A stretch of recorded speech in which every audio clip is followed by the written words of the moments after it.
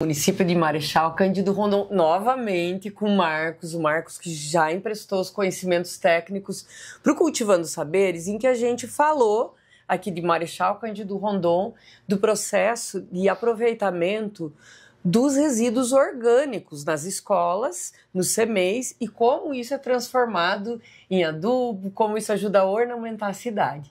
Mas nós viemos novamente aqui para Rondon conversar com o Marcos, dessa vez sobre a compostagem doméstica. Se aquele trabalho é importante, né, ele não compreende toda a população ainda. Hoje, Marcos, né? Obrigada por participar mais uma vez do Cultivando Saberes. Eu que agradeço, acho que é sempre uma oportunidade da gente estar também orientando as pessoas sobre a melhor forma de fazer o descarte, ver que isso exige sim uma responsabilidade de cada um, né? Não adianta a gente ter investimento público, não adianta ter políticas públicas se não tiver engajamento. Então precisa ter dos dois lados, né, essa questão. Então é muito importante que as pessoas saibam, né, se comuniquem. Acho que canais que mostrem isso são bastante importantes para mostrar o trabalho. Em relação à compostagem, né, ela é algo que o ser humano já conhece há muitos anos, há muito tempo. Milenar, exatamente. E a gente, claro, com a modernidade das cidades, acaba se muitas vezes esquecendo dessa relação que existe natural entre, né, o que é orgânico, né, com o solo, com as plantas, com os animais, e que a natureza ela faz esse ciclo naturalmente. Então, na verdade, a compostagem nada mais é que essa imitação do que a natureza faz. E às vezes na cidade, ou mesmo as pessoas acabam esquecendo dessa importância, e que é possível num canto, num jardim, num quintal, ter uma hortinha, e nessa horta ter uma composteira, né? Existem hoje inúmeras formas de fazer compostagem. Você pode fazer em canteiros de tijolos, você pode fazer em caixas, você pode fazer em telas de arame. Então tem N tecnologias, tem leiras, claro, pode fazer leiras maiores, quem tem já espaços maiores. Os tipos de materiais que podem ser utilizados também, né? Muita gente corta grama, poda as árvores, então tem uma infinidade de formas de fazer. Uhum. Então, o que a gente pensou... E nem todo mundo tem um picador em casa. Exato. E tem um município que permite que você leve os galhos picados, os galhos ali, e faça esse processo. Então, a gente está interessado em saber se no município eu já tenho um processo, como em Marechal Cândido Rondon, eu tenho espaço onde eu posso destinar galhos de árvores, resíduos de jardim, mas... Atualmente, para algumas escolas e alguns CMEs, a gente também já tem um espaço onde são destinados os resíduos orgânicos, sólidos orgânicos, né? E a gente tem esse trabalho que existe, eu acredito que em quase todos os municípios aqui do Paraná, sim, que é o da coleta de recicláveis, né? Imagino que todos tenham feito essa tarefa de casa, mais ou menos, mas que tenham feito uma grande parte. Mas se a gente não tiver essa possibilidade que tem aqui, como é que a gente diminui o lixo que a gente leva para a rua, para o dia que o caminhão passa, né? O reciclável, beleza. E o outro lixo, como é que eu reduzo o tamanho da minha sacolinha? Você já adiantou que a gente tem como fazer isso no quintal, num espaço pequeno, não precisa ser um espaço muito grande. Se a gente fizer no quintal, por onde a gente pode começar? Digamos que eu tenho um cantinho lá, um cantinho pequeno, né? Eu separo uma muretinha, um espacinho, e o que eu posso pôr ali? Sim. Então, assim, a questão, muitas vezes, a primeira que tem que ser pensada é que tipo de material que eu vou colocar. Porque dependendo, por exemplo, o material de alimento, coisas que de fato pode causar mau cheiro, pode causar animais e tal, ela não é muito indicada se é uma área de circulação de pessoas. E isso vai, de fato, causar problemas. Então, dependendo da escala que você pode fazer, né, alguns tipos de compostagem pode ser feito em apartamento, né? Outras não, outras você de fato precisa ter uma área um pouco maior.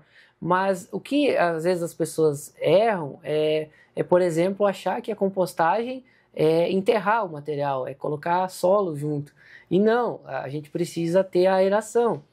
Então a gente precisa que esse material, na verdade, os resíduos orgânicos ali alimentares, e basicamente o do preparo, Eu oriento para quem quer começar, comece com os resíduos das cascas, do pó de café, da erva mate, são resíduos casca mais... de ovo, casca de ovo, frutas, são resíduos mais simples e que, assim, dificilmente vai te causar um transtorno. E à medida que você vai entendendo como funciona esse processo, você pode ir até indo para outros resíduos um pouco mais complexos. Porque numa composteira doméstica, por exemplo, você não pode colocar proteína animal, né? Ela não vai degradar ali na velocidade que você precisa. Então, a gordura, derivado de leite, nada disso vai degradar. Diferente do nosso pátio, que a gente acaba podendo levar esse tipo de material porque a escala é muito maior. Mas também é muito do material estruturante que você vai colocar. Como eu falei, as pessoas erram porque às vezes misturam solo. Não é esse o ideal. Você deveria misturar um material com carbono, que a gente usa o galho triturado, mas é a maravalha, a serragem. Quanto maior for as partículas, mais ar vai circular ali dentro e melhor vai funcionar a compostagem. A compostagem ela precisa de oxigênio, ela precisa de umidade adequada, aeração. E aí a questão do chorume, por isso que às vezes a gente faz com baldinhos, não é ideal que isso vá para o solo. Então, alguns tipos de compostagem que incorpora a horta, esse chorume ele vai estar incorporando como já um biofertilizante. Ok, é uma maneira de fazer, mas nem todo mundo tem esse espaço. Então não adianta fazer a compostagem para esse chorume também estar infiltrando no solo e estar contaminando. Então, nesses casos, a pessoa tem que achar uma forma de impermeabilizar esse fundo e captar aquele chorume, né? Tem que ser coberto nesse caso, porque também a água da chuva vai interferir no processo, né? Diferente de uma escala maior que a gente pode fazer o revolvimento, enfim, essa água não vai atrapalhar tanto. Já em casa não, em casa é bom que seja coberto, mas bem aerado. Então, vamos lá, a gente precisa...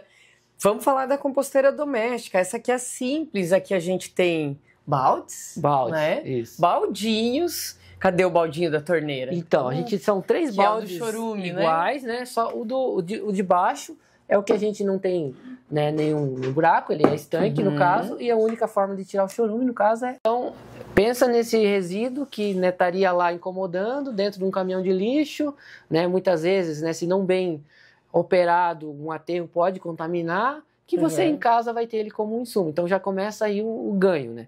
Mas aí qual que é a sacada dos outros baldes para a gente fazer aqui a nossa composteira doméstica? Vamos lá. E como eu falei, aqui a gente usou para as escolas e funcionou muito bem, porque ela é um minhocário.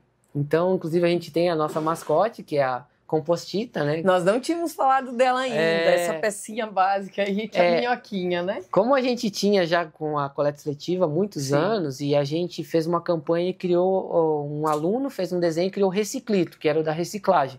Então precisávamos de um mascote para compostagem. Então, nada melhor que a minhoca, né, que é um dos grandes agentes, né, que faz a compostagem. Inclusive nessa de baldes, no início do processo a gente coloca, né, umas mudinhas de minhoca lá.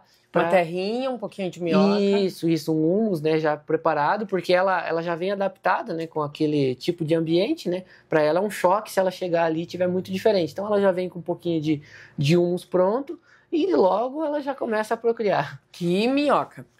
Assim, a gente tem a principal, assim, a minhoca californiana, que é a vermelha. Ela acaba degradando muito mais rapidamente os materiais. Ela é mais faminta, vamos falar assim.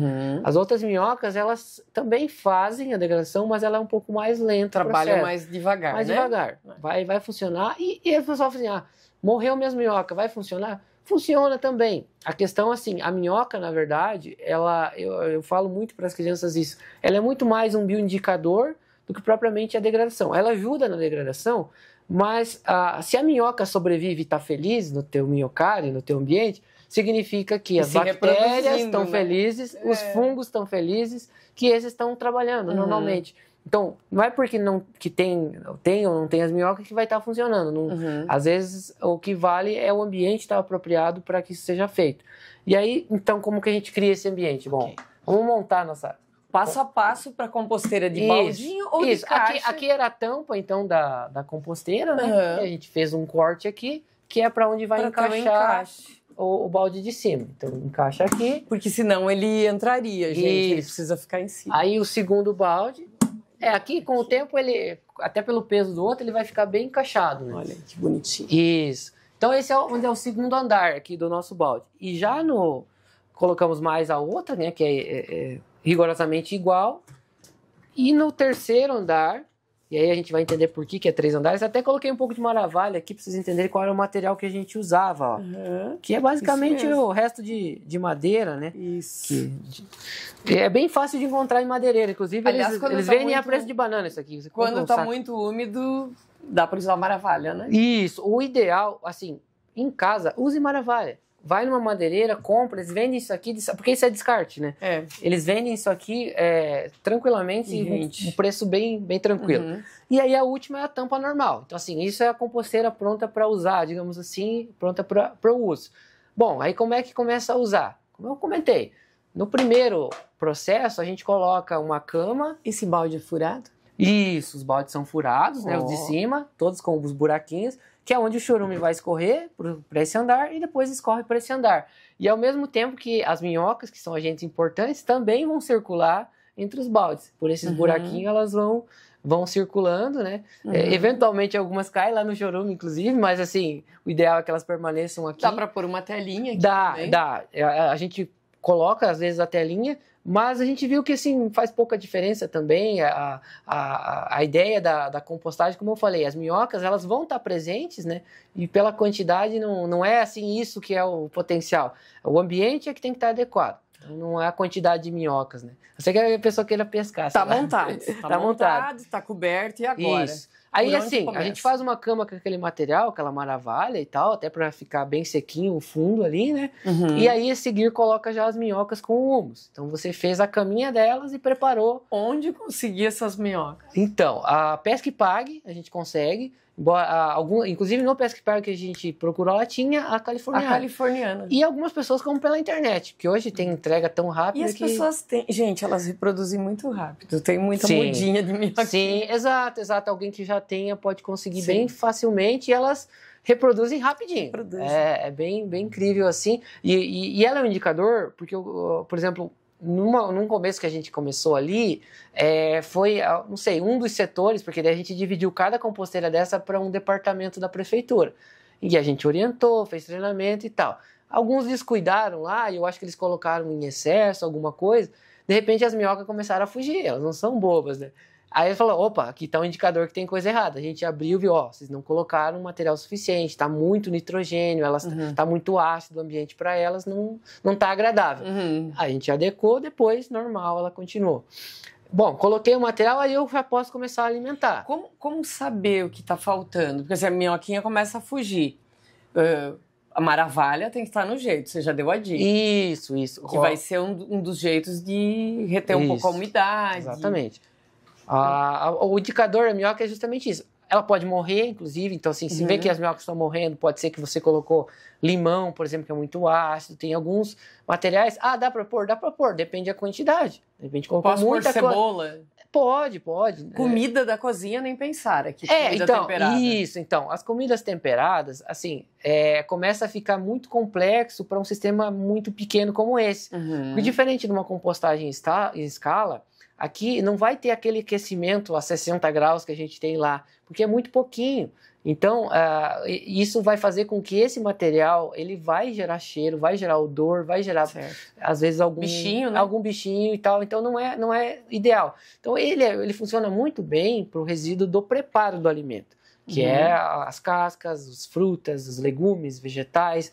Esse tipo de material ele vai funcionar muito bem nesse sistema que é bem simplificado. Inclusive o tamanho do balde pode variar, pode ser maior, pode ser menor, depende do tamanho da família, do tipo de atividade que vai ser feita. E o que acontece? A pessoa vai utilizando esse primeiro balde aqui, ele é para no mínimo 30 dias, mas isso aqui, dependendo, pode ser muito mais. O que acontece? Quando esse aqui está cheio, a gente vai inverter. Então, esse cheio vai aqui para baixo, né? A gente coloca aqui, ó, a tampinha aqui, e aí esse que está vazio vai para cima. E aqui dá para ir coletando. Isso, aqui já vai estar gerando chorume, já pode ir tirando na medida que quiser também, não tem problema nenhum, pode deixar encher aqui, não é problema. Ele não vai vencer ali? Não, ele vai ficar, inclusive assim... Pode ficar por quanto tempo esse chorume se eu armazenar? Só não pode exceder a capacidade. Certo, isso sim, porque ele vai começar a vazar. Isso. E aí assim, vai começar a usar a parte de cima. Então, por que eu falo 30 dias no mínimo aqui? Porque, em tese, né, se a gente pensar 30 dias, aí eu vou usar mais 30 dias aqui. Com 60 dias, isso aqui vai estar pronto? Não vai estar pronto ainda. Mas eu vou poder tirar esse material e aí sim colocar num cantinho lá. Ele já não vai ter problema com chorume, mais nada. Ele só vai terminar de maturar. Mais uns 30, 45 dias lá, ele já vai poder ser incorporado no solo, dependendo do que a pessoa vai fazer. Ou se a pessoa quiser ir até o final, deixa ele virar mesmo fragmento, peneira ele, vai virar isso aqui, né? Que é o... Olha aí. Esse é o resultado final daí dele já peneirado, né?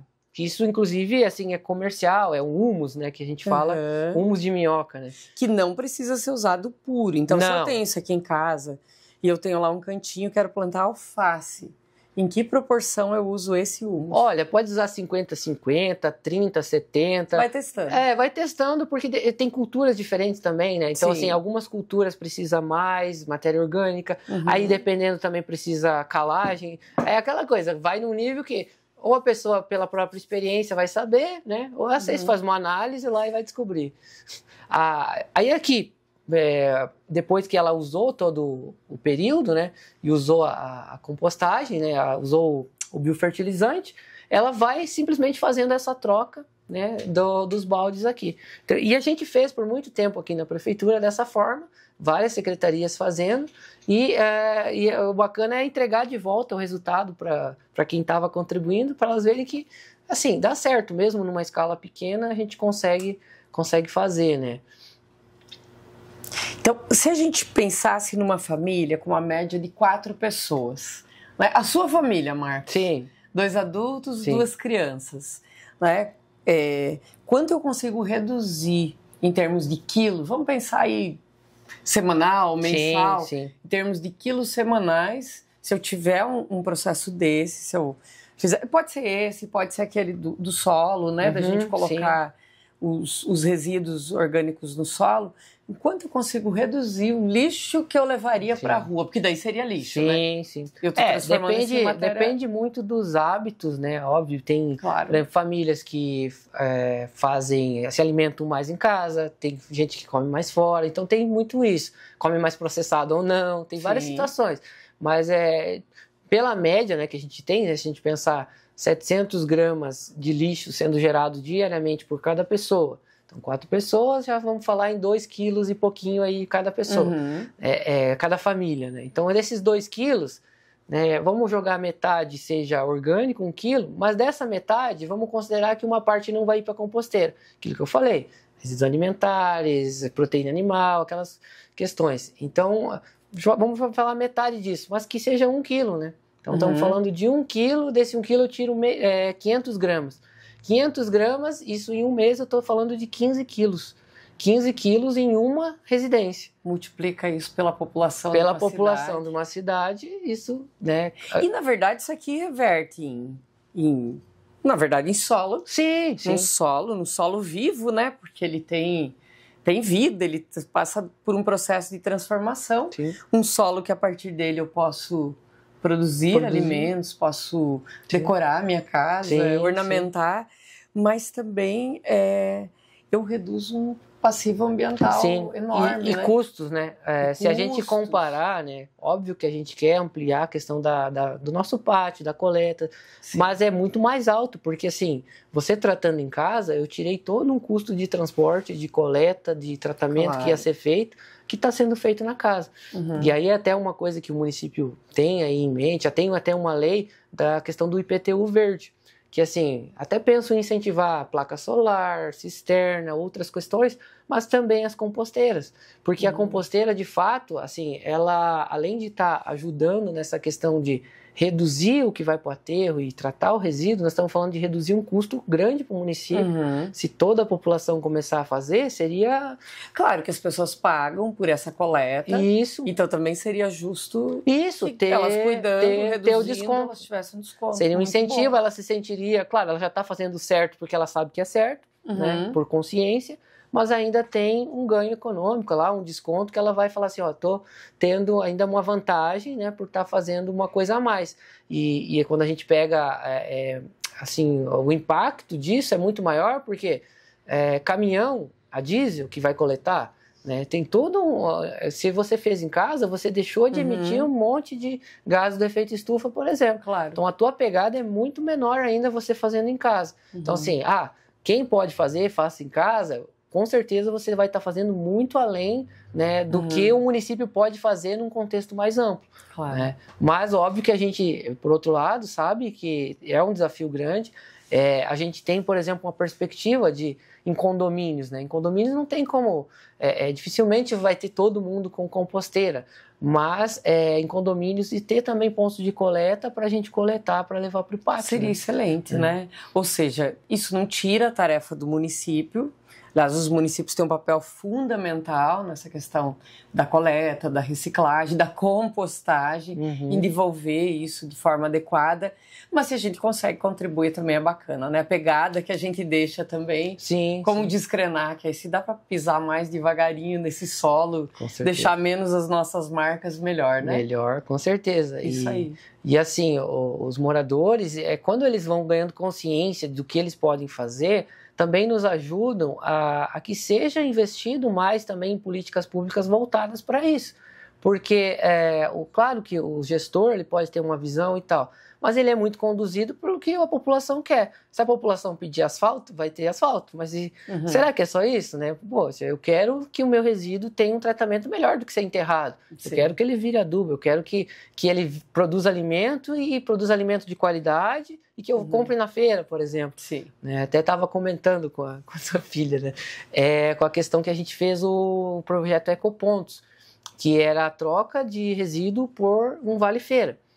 Deu muito certo. Cartão verde. Isso. A gente fez durante a pandemia, até porque a gente tinha muito medo de que bloqueasse a coleta, toda aquela incerteza, né, que teve na época.